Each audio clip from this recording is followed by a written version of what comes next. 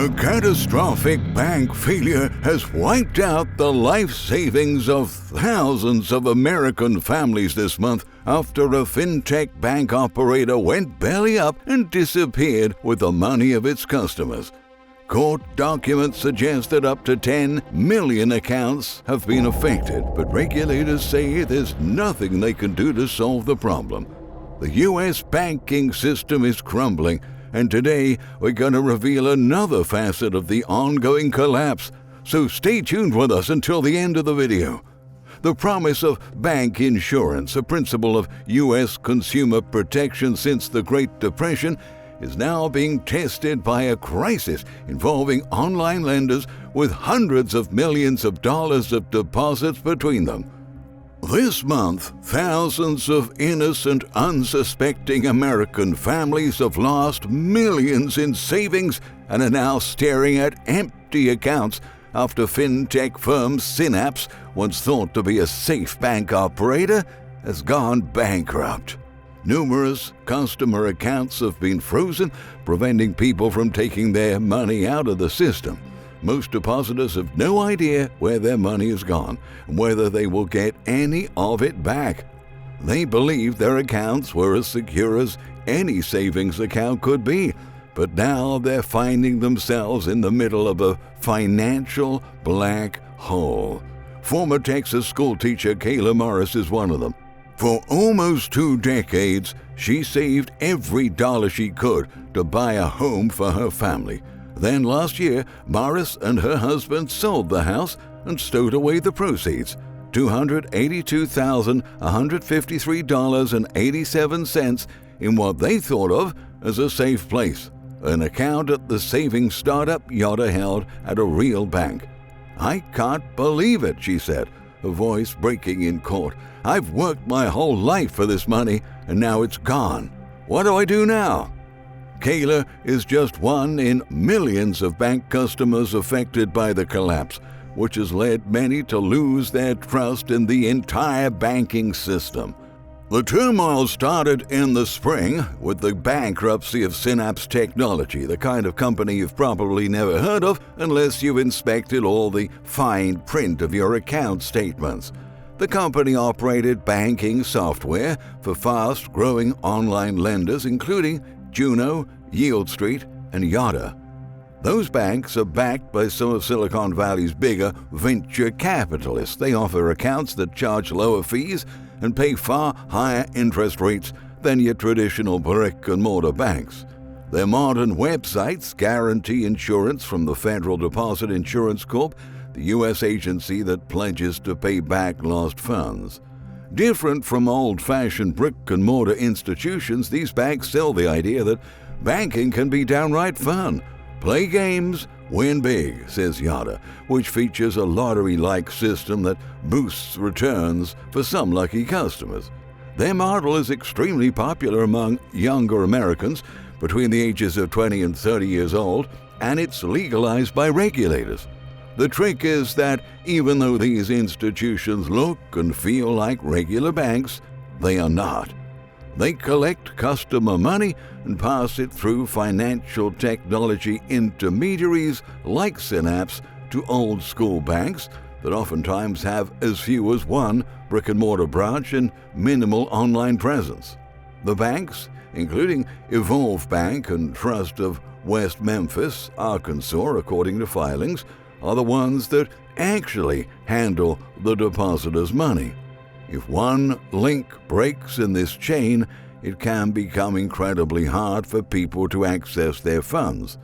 When it filed for bankruptcy in the spring, Synapse revealed it had only $2 million in cash on its reserves, but it owed multiples of that. Now, account holders at Juno, Yotta, and elsewhere with nearly $300 million in cumulative deposits and no direct relationship with Synapse can no longer access their money. The only one of this entire group that's actually a regulated bank, and thus covered by FDIC insurance, is Evolve. And given that Evolve itself did not fail, the customers of the online lenders are not eligible for automatic federal banking insurance. It's really unprecedented, said Jason Mikula, a former Goldman Sachs product manager. There's no direct legal authority for the FDIC or any other agency to intervene. In Morris's case, following the Synapse collapse, Evolve Bank and Trust, the lender where her funds were supposed to be held, said it would only return her a dismal amount of the savings she had at her account.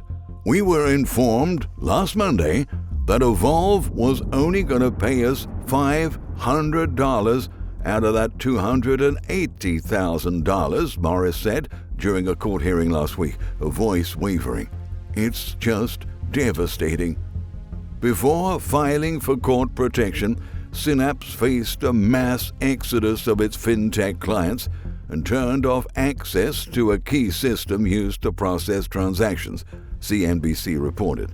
A court-appointed trustee found that up to $96 million of customer funds went missing. The mystery of where those funds are has not been solved. Jelena McWilliams, the bankruptcy trustee, explains. That's mostly because the estate of Andreessen Horowitz-backed Synapse doesn't have the money to hire an outside firm to perform a full reconciliation of its ledgers. It's now clear that the victims of this disastrous crisis will bear the brunt of that shortfall and receive little or nothing from their savings accounts that they were led to believe were backed by the full faith and credit of the United States government. Their losses expose the risks of a system where customers don't have direct relationships with banking institutions and rely on startups to keep track of their funds, who transfer their responsibility onto middlemen like Synapse. Court documents show that up to 10 million accounts were wiped out. While there's not yet a full tally of those left shortchanged, at Yotta alone, 13,725 customers lost their life savings. They are owed a total of $64.9 million, but so far only a pitiful $11.8 million is being offered in compensation. That represents only 18.18% of the lost funds, or in other words, for every $100 U.S. customers deposited at the bank, the institution is offering to return just $18.18. The people caught in this predicament are everyday Americans who are owed sums ranging from $7,000 to well over $200,000. They are FedEx drivers, small business owners, teachers, dentists, and essential workers that were looking for competitive interest rates and innovative features that traditional banks do not provide. One of them, Zach Jacobs, who was a Yotta customer, logged onto Evolve's website on November the 4th to find he was being returned just $128.68 of the $94,468.92 he had deposited. We were promised FDIC protection. We were told our money was safe, and now it's gone, said Jacobs. This is not a mistake. This is theft. Jacobs, a 37-year-old Tampa, Florida-based business owner, has decided to act. He organized an online group with other victims called Fight for Our Funds. He hopes to catch the attention of the press and politicians. So far, 3,454 people have signed on, saying they've lost a combined $30.4 million. Jacobs stressed, when you tell people about this, it's like, there's no way this can happen. A bank just robbed us. This is the first reverse bank robbery in the history of America. Similarly, Andrew Malone, a chemical engineer from Chicago, said he has lost the $200,000 he had deposited with Yotta. A few days ago, he received an unexpected PayPal remittance from Evolve for $5. Malone explained, when I signed up, they gave me an Evolve routing and account number. Now they're saying they only have $5 of my money and the rest is someplace else. I feel like I've been conned. They took our money and now they're acting like it never existed. Unlike meme stocks or crypto bets in which the user is aware of the potential risks, most customers viewed funds held in Federal Deposit Insurance Corp-backed accounts as the safest place to keep their money. They relied on accounts powered by Synapse for everyday expenses like buying groceries and paying rent, or for saving for major life events like home purchases or surgeries.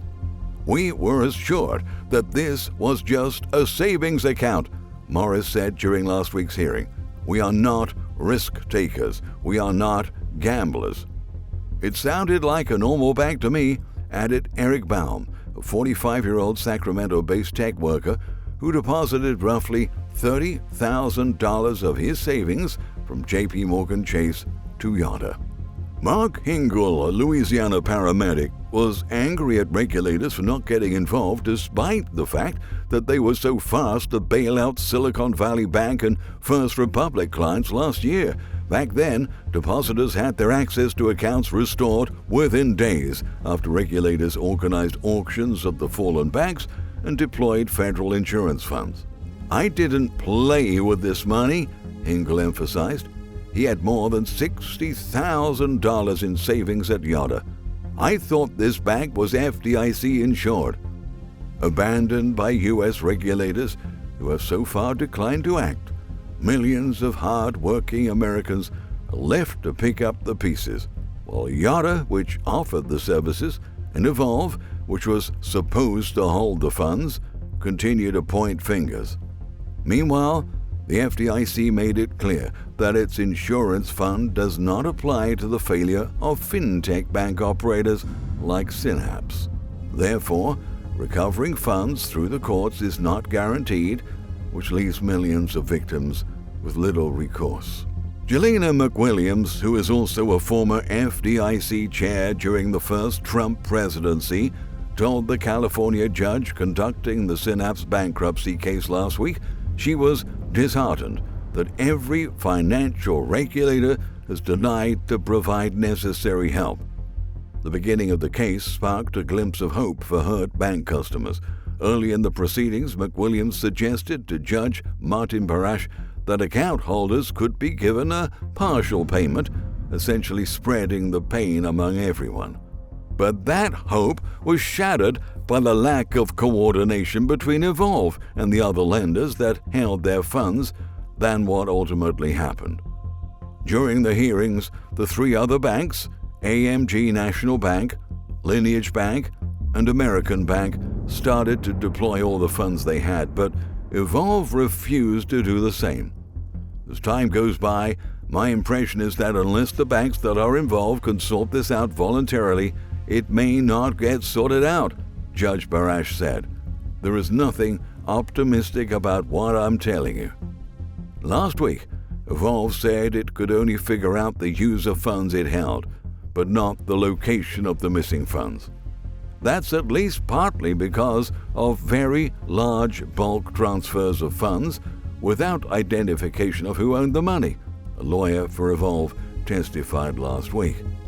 Yotta revealed that Evolve has given no information about how it determined payouts to account holders, despite acknowledging in court that a shortfall existed at Evolve prior to October 2023, according to a company spokesman, who pointed out that dozens of executives have recently left the bank.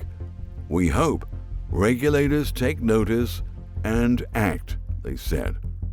The shocking loss of funds exposes the risks of trusting a failing banking system. Millions of Americans have just been betrayed by their banks, which robbed them, and by their country that failed to protect them. Will they ever get their money back? At the moment, it's anyone's guess. But it's safe to say they're now realizing that the system isn't as reliable as they thought.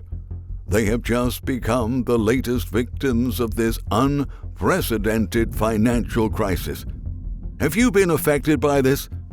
We look forward to reading your comments, and thank you very much for watching. Please subscribe and pass this video on to anybody else who may be affected.